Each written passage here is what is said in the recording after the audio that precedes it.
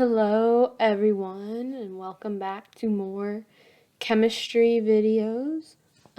This one is going to be about the 4 gas laws involving volume, pressure, and temperature. So we're going to start with Boyle's Law.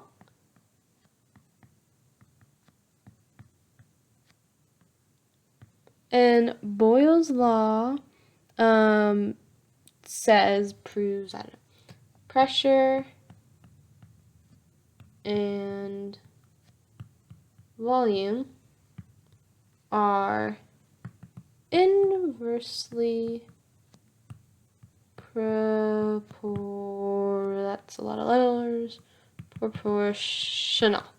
So Boyle's law deals with pressure and volume, and what this inversely proportional means is that when the pressure rises, the volume drops, and when the volume rises, the pressure drops. So Boyle's law, in formulas terms, P1 V1 equals P2 V2. So when you're looking for something related to Boyle's law, you're going to have either two volumes and a pressure, and you're looking for the other one, or you know how this goes. So let's do a quick example. At what pressure is needed for 15.5 milliliters of a gas that is at 1.25 atmospheres to condense to 7.96 milliliters. So a good way to start with these problems is to label what you know. So we're looking for a pressure, so that would be P2, because we don't know it yet, is 15.5, so that's our V1, and this is our P1, because these go together at, when you see the at following volume at pressure, those go together. So is this 15.5 milliliters at 1.25 pressure? What pressure do we need to get the volume down to 7.96? So we have all our variables labeled. So a good way to start is to just do the algebra on the equation. We're trying to find P2. To find P2, we divide by V2. We get P2 equals P1 times V1 divided by P2. So now we just plug the numbers in. P1 is 1.25 atmospheres times V1 divided by V2. And then you plug that in your calculator, round to 3 sig-figs, and that will get you 2.43 atmospheres. Now that problem was pretty easy because we didn't need to convert between any units. Just make sure when you're doing any of these that if you don't have the same units, you convert. So say if this was in liters, we need to convert one of these. It said what pressure in torr or mercury or whatever it wanted.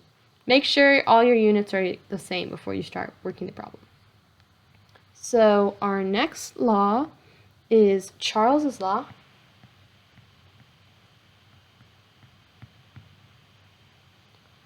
And Charles's law says that volume and temperature are in a direct relationship, or they're directly proportional. So when the volume rises, the temperature rises. When the temperature rises, the volume rises. So what that looks like, variables is V1 over T1 equals V2 over T2. And remember, when you're doing this, the temperature needs to be in Kelvin. So when we're doing these, here's an example. What temperature in Celsius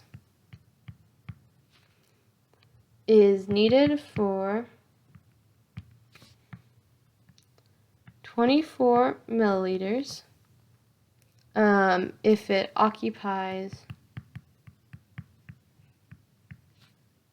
12 milliliters at 25 degrees Celsius. So we're looking for a temperature, and we have two volumes, and we have another temperature, so we know we're going to use Charles's law. So what temperature? That's our T2.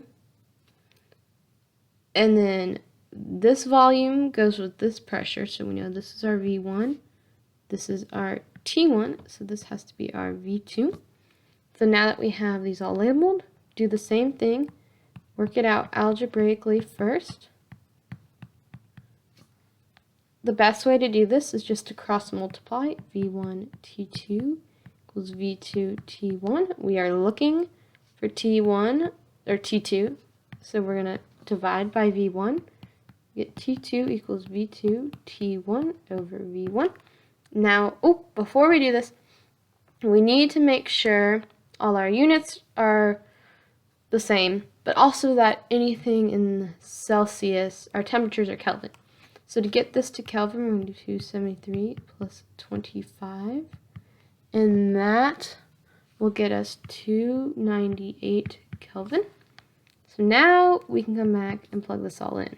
So our V2 is 24 milliliters times our first temperature in Kelvin over our first volume. When you plug that in the calculator, you get 596. But that's in Kelvin. The problem wants it in Celsius. So now we're just going to take 596, subtract by 273 to get back to Celsius, and that's going to be 320 degrees Celsius. That might not be the right 66, but you get the gist. So our next law is Guy-Lussac. I don't speak French, so that looks about right. Guy-Lussac. I might be pronouncing it very wrong. And his law says pressure and temperature are directly proportional, related. Proportional is too hard to spell. So just like Charles's law, when the pressure goes up, the temperature is going to go up. When the temperature goes down, the pressure is going to go down. So his law, Guy-Lussac's law, looks very similar to Charles's, but now we're dealing with pressure and temperature. So P1 over T1 over P2 over T2. And remember to get your temperatures in Kelvin. So here's our example. If 12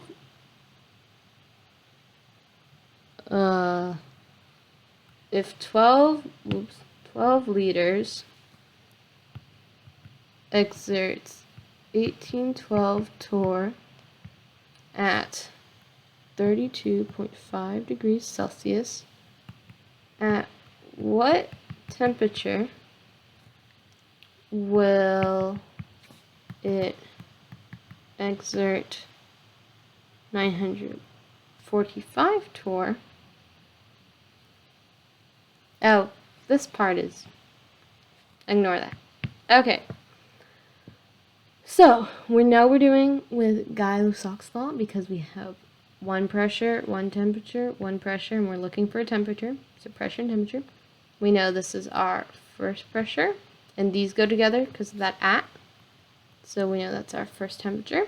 We're looking for our second temperature again, and this is our second pressure. So we need to remember to convert our Celsius to Kelvin, 73, and that will give 305.5 degrees Kelvin. And then again, just do the algebra before you stick the numbers in. This is not math. This is chemistry. Do the algebra on the equation beforehand. And you'll get that T2 equals T1 over P2 over P1. Very similar to the last one. Then just stick your numbers in. 305.5 Kelvin times 945 torr over 812 torr. And that's going to get you again in Kelvin 356. And then we just need to convert back. 356 minus 273. And that will equal 83 degrees Celsius, which is very warm in Celsius. Okay, there's one more I'm going to do in this video, and that is the combined gas law. So the combined gas law, it's a little hard to tell relations about it, but in variables it's P1 V1 over T1 equals P2 V2 over T2. So that's the equation, temperature in Kelvin. So let's look at an example. It's going to be very similar to the ones we've already been doing. So say we have 15 milliliters of a gas exerts 125 kilopascals at 28.5 degrees Celsius. At what temperature, wow, we're looking for a lot of temperature, does 12 milliliters of this gas exert at 199 kilopascal? Okay, so we know it's the combined gas law because we've got all three. We have volume, we have pressure, and we have temperature, and they're all different. So we know this is our V1, volume, this is our P1, that's our pressure, and this is our T1. We're looking for temperature. This V2, this all go together, and this is P2. So again, just do the algebra for the equation before you start plugging things in. Again, you're just going to want to cross multiply P1 V1 T2 equals P2 V2 T1. And then we're looking for T2. So then just like normal math, you're going to divide by everything you want to get on the other side.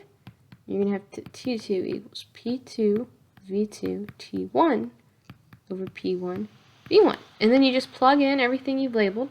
That's why you should label first and make sure you convert that temperature to Kelvin before you go. So our second pressure is 199 kilopascal. Our volume is 12 milliliters. Our first temperature in Kelvin is 301.5. I cannot read. Our other pressure and our first volume. Stick that all in the calculator to get this over 380. You round. And then when you subtract to get back to Celsius, you get 110 degrees Celsius. So those are the 4 of the gas laws. There's 2 more left, but those are kind of the simpler ones to do. So yeah, you have Boyle's Law, which is pressure and volume. Charles's Law, which is volume and temperature. Guy-Lussac's Law, which is pressure and temperature. And then you have the combined one, which has all 3. So you just need to read the problem, label it, and you should be good to go. Thank you so much. Let me know if you have any questions.